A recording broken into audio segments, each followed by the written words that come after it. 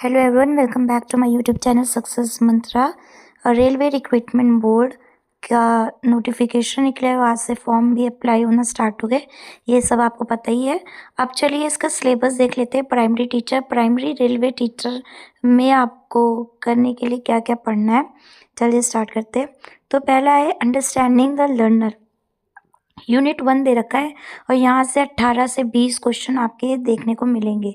Understanding the learner के अंदर है growth, maturation, development, principles and debates of development, development task and challenges, domains of development, physical, cognitive, socio-emotional, moral, deviation in development and its implication, understanding adolescent needs, challenges and implication for designing institutional support, role of primary and secondary socialization agency, ensuring home school continuity।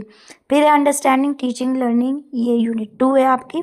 अगर आप देखिए तो last year का जो KVS का syllabus था उससे काफ़ी मिलता जुलता ये सिलेबस है। जी हाँ, काफ़ी मिलता जुलता है और जो नंबर ऑफ़ क्वेश्चंस है वो भी दिए हुए हैं कि इतने इतने ये चीज़ें, तो जिसमें नंबर ऑफ़ क्वेश्चंस ज़्यादा दिए हुए हैं पहले वो यूनिट आप तैयार करिएगा। चलिए स्टार्ट करते हैं कि यूनिट 2 के अंदर क्या क्या है।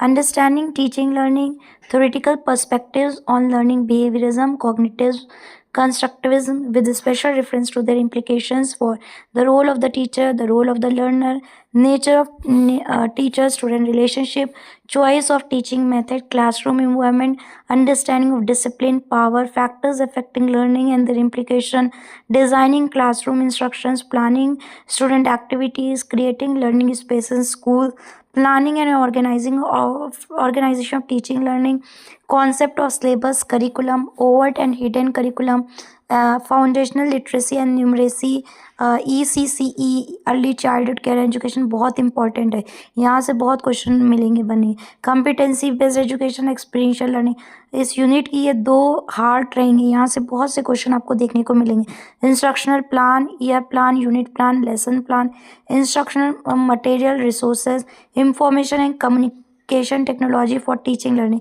ICT का ही ज़माना आ गया है, तो यहाँ से भी आपको क्वेश्चन देखने को मिलेंगे। Assessment of learning, for learning and as learning, यहाँ से तो क्वेश्चन आपको डेफिनेटली देखने को मिलेंगे। फिर है उसके बाद enhancing teaching learning process, classroom observation, feedback, reflection, dialogue as a means of constructivist teaching, तो यहाँ से भी आपको 18 से 20 क्वेश्चन देखने को मिलेंगे।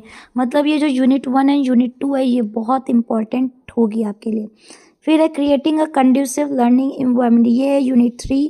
इसके अंदर जो आपकी diversity, disability, inclusion, implication of disability as a social construct, type of disability, their identification, intervention, the concept of school mental health, addressing the curative, preventive, promotive dimensions of mental health, all student staff, provision of guidance and counseling, developing school and community as a learning resource।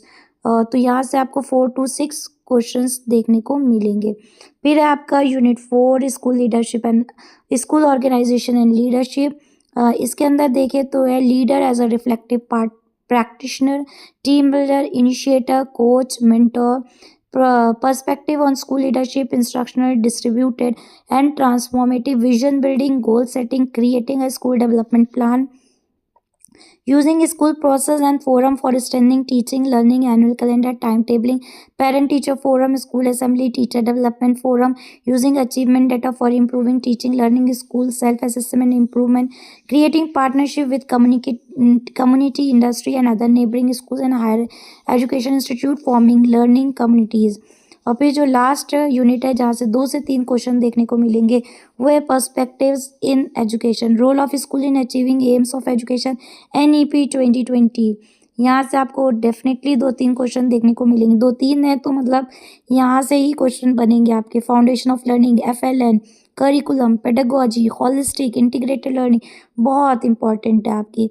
फिर आता है guiding principal for child right, protecting and provisioning for the rights of children to a safe and secure school, right of children to a free and compulsory education 2009, very important.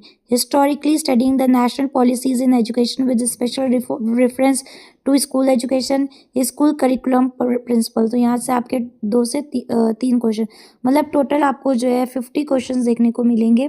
50 question को भी उन्होंने unit में divide कर रखा है। तो आपको मालूम है कि यूनिट 1 एंड यूनिट 2 ज़्यादा इंपॉर्टेंट है, तो ज़्यादा फोकस आप इस पे दीजिए।